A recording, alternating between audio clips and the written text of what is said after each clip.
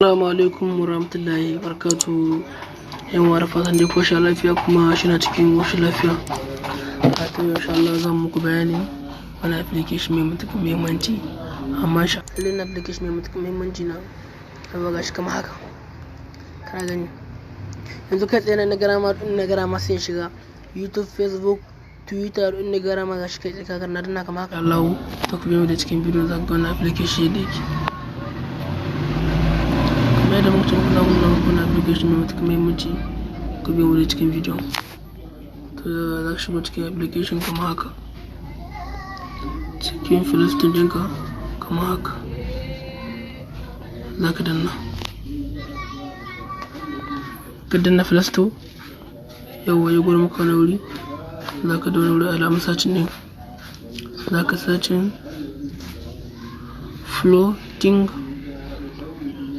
toolbox. Yawa za ka sacin gashi kamar haka. Abu gashi ne na shi na rage na saci ne gashi wannan application sama kenan. Zan taba ka haka. Yawa gashi saka ta wani wurin story, saka story din aka tashi story gashi na shata story.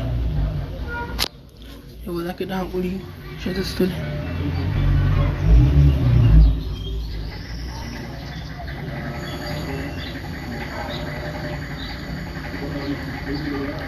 Daga can dai yanayin network sai ta ɗauka lokaci.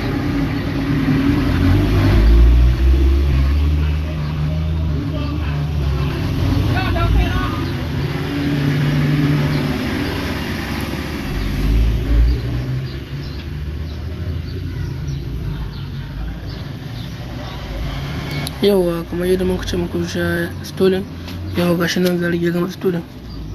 Yanzu za mu shiga cikin application kai tsaye ba tare da ɓata lokaci ba insha Allah. Ku ci gaba da haƙuri da bibiya.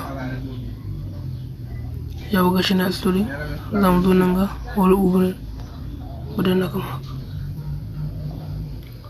Mun ka danna kama haka, yawa gashi fuskar farko ta application ka ga yadda take. To na ma ana sa wasu an sai insha Allah. Yawa za ka dawo nan saman nan gashi nan gashi sama in shi na kunne sai ka tada shi kama haka. Ban ka tada shi kama haka zai baka fuska kama haka, wato shi na son kenan ka bashi umarni. Yawa zai zana ko cikin talanka insha Allah. Za ka zo nan ka danna shi tashi.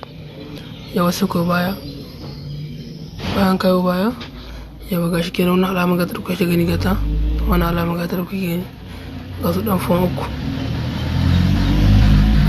wanga alama.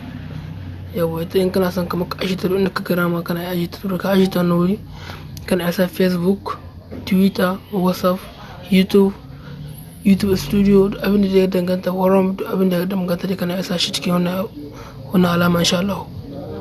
To yawa dai ku ci gaba.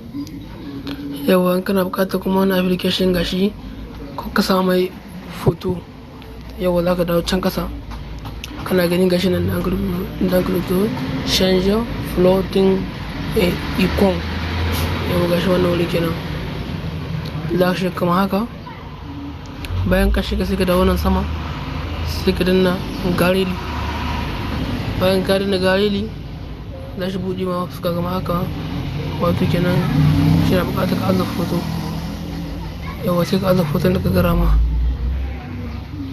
Yawa mu na son azan image, yanzu kuma muna son azan image gashi. Yawa gashi kana gani, yawa gashi image kana gani. Bayan ka azan image za ka danna done. Yawa yanzu gashi nan kai da ka gani, yanzu gashi nan image ne ya hau kan wani application insha Allah.